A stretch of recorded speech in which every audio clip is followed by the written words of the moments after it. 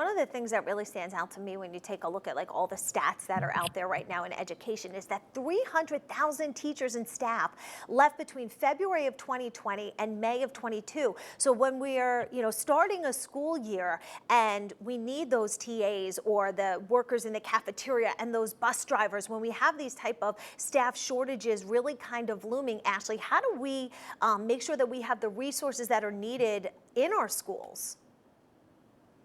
Such an interesting puzzle, and one that has been around pre-COVID, right? It's going to continue lasting. And I think that's exactly what many school districts are grappling with. So, what has been working over the years is when people grow their own programs where they establish partnerships with either community providers and higher education preparation programs in their like general vicinity, they have a natural pipeline.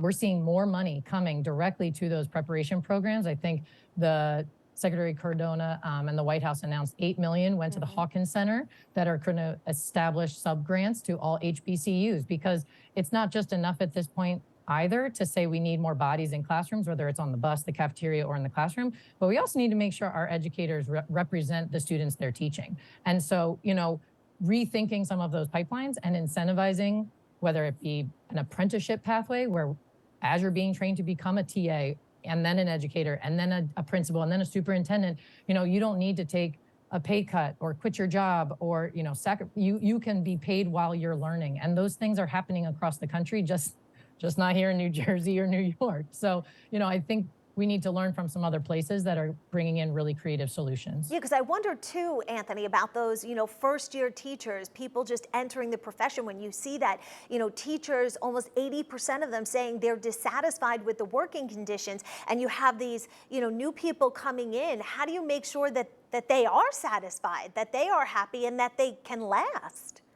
New teachers are excited, always. They're ready to come in, bust down the door. They're setting their classrooms up. The key is for the district, and then, in my case, the union, to collaboratively work together to make sure that the conditions are solid, right? Mentoring programs, support during the day, things like that, because it can get overwhelming.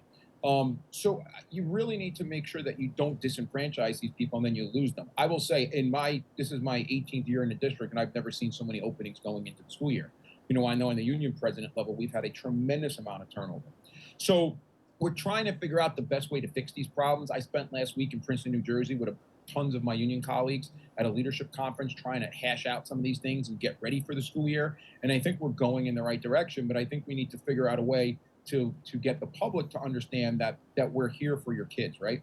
We're here to provide them with not only an education, but with an experience, because the way teachers are being vilified right now, it's just not going to fly. People don't get into a profession to be miserable. Right? You come out of college, you want to go work for a place you're going to have fun. You want to work for a place that you're going to enjoy, and you want to work for a place where you can make some money.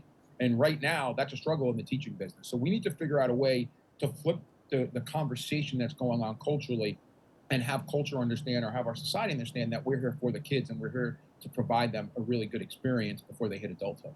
And I think it's interesting. Elizabeth, oh, go ahead. Can I piggyback on that real fast? Because another data piece that I think people forget is out of the Bureau of Labor Statistics. They also said looking towards the future, about 500,000 educators that are currently in our workforce, right? Not those openings. They're on their way out by 2030. And so the conversations that Anthony's talking about, the strategies, the solutions, the policies that need to either be changed or made public, that's going to be important for the long haul. It's not just this school year. It's not next school year. It's for the next 10 school years. Otherwise, the problem just gets worse. Sure.